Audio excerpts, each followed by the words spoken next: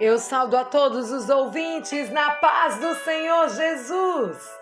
E o texto para a mensagem de hoje está lá no Evangelho segundo São Mateus, capítulo 27, no versículo 46, aonde fala: por volta da hora nona, clamou Jesus em alta voz, dizendo: Eli, Eli, lema sabachthani, que quer dizer: Deus meu, por que me desamparaste? E alguns do que ali estavam ouvindo isso diziam: ele clama por Elias.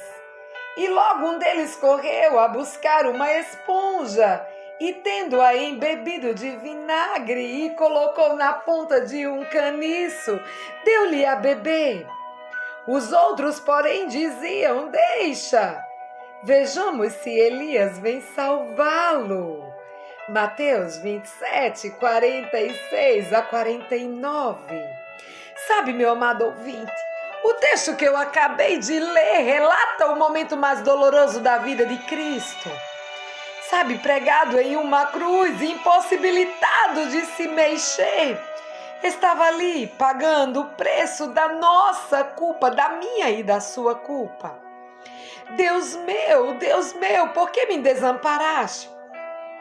Sabe, alguns comentadores bíblicos dizem que na agonia de Jesus, ele começou a delirar e não sabia o que estava falando. Porém, outros argumentam que o sofrimento físico era tão grande que aquela exclamação de abandono foi praticamente arrancada de seus lábios por causa da dor. Mas deixa eu te dizer uma coisa, pessoalmente eu não concordo com essas duas maneiras de interpretar o clamor de Jesus. Sabe por quê, amado ouvinte? Primeiro, porque Jesus esteve consciente até o último minuto de sua vida. Tanto assim que depois ele disse: está completo o trabalho da salvação. Ele falou: está consumado. Ele estava, sabe, plenamente consciente, ele não delirava. Já em segundo lugar, é verdade que o sofrimento físico era terrível.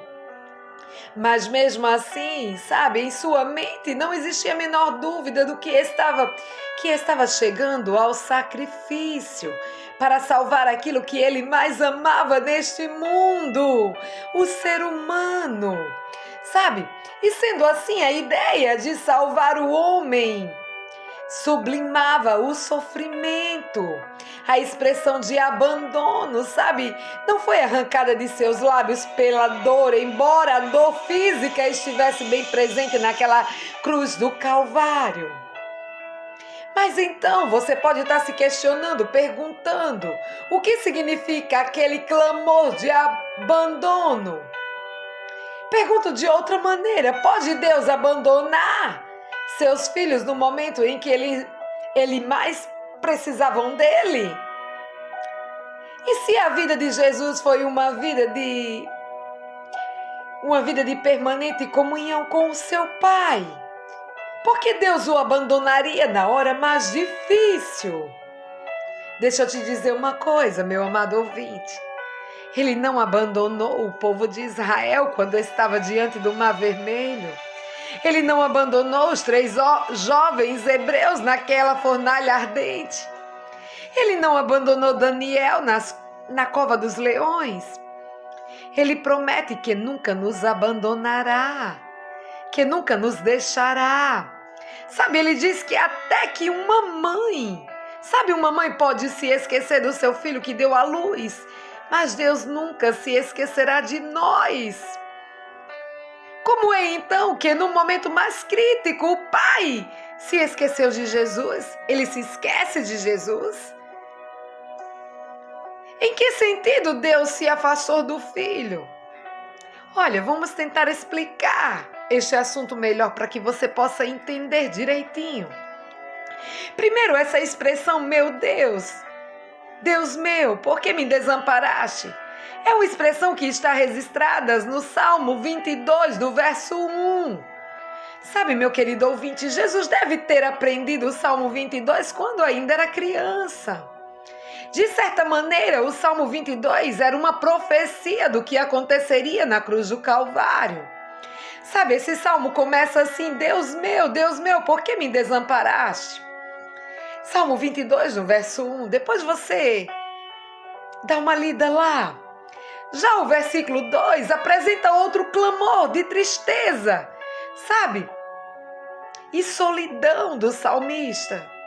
E o versículo 3 explica: contudo, tu és santo. Quer dizer que Deus abandonou seu filho porque Deus é santo. Para que você entenda melhor, se você ler Abacuque no capítulo 1, no versículo 13, talvez você vai compreender melhor o que eu estou te dizendo. Sabe, esse verso diz assim: tu és tão puro de olhos que não pode ver o mal, e a opressão não podes contemplar. Depois você lê lá Abacuque, capítulo 1, no verso 13. Agora vamos juntar as peças para que você entenda melhor. Sabe, as peças desse quadro. Antes de mais nada, é preciso você saber que na cruz do Calvário, o Senhor Jesus estava pagando o preço do pecado. Aí você se pergunta: do pecado de quem? Do seu pecado, do meu pecado, do pecado de todos os seres humanos, de todos os tempos, todos os pecados, sabe? Todos os pecados havidos e o que havia e os por haver. Todos os pecados imaginados, todos os pecados acontecidos ao longo da história, desde o primeiro pecado de Adão e Eva, até o último pecado que neste momento está sendo cometido.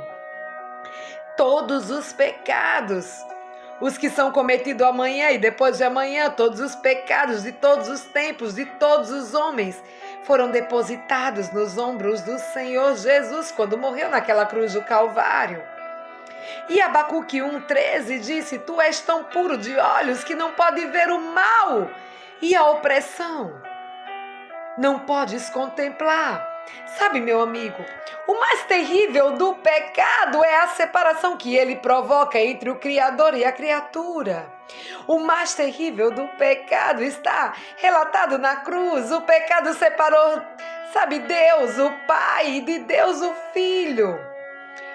Os olhos do Pai são tão puros que não podiam contemplar a iniquidade. Deus meu, por que me desamparaste? Porque tu és santo. É a resposta que ele mesmo dá. O pior do pecado não é o ato em si. Sabe, meu amado ouvinte, o perverso do pecado é a separação que ele provoca entre Deus e a criatura. Qual é o conceito que temos de pecado? O que é pecado? Por favor, não me diga que o pecado é a transgressão da lei. Porque a Bíblia não diz isso. A Bíblia afirma lá em 1 João 3, no verso 4.